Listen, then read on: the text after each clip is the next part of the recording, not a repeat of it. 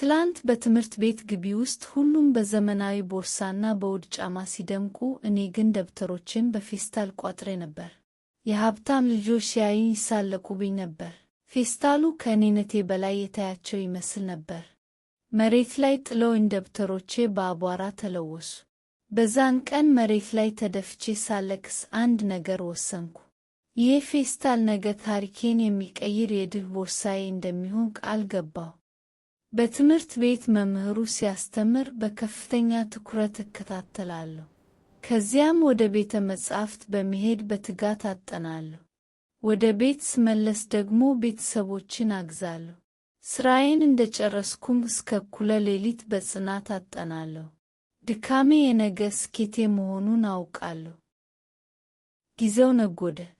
ዛሬ ያቺ በፌስታል ደብተሮቿን ቋጥራ ስትንከራተት የነበረችው ልጅ የትልቅ ድርጅት ባለቤት ሆኛለሁ።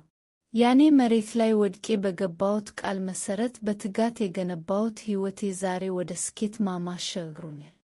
ዛሬ መኪናዬን ለማሳጠብ ስሄድ ያየሁት ነገር አስደነገጠኝ። በትላንትናው ፌስታል ሲስቁብኝ የነበሩት ልጆች ዛሬ የመኪናዬን ጎማ ሲያጥቡ አገኘኋቸው። ትክክለኛው በቀል ተሽሎ መገኘት ነው። በርቱ።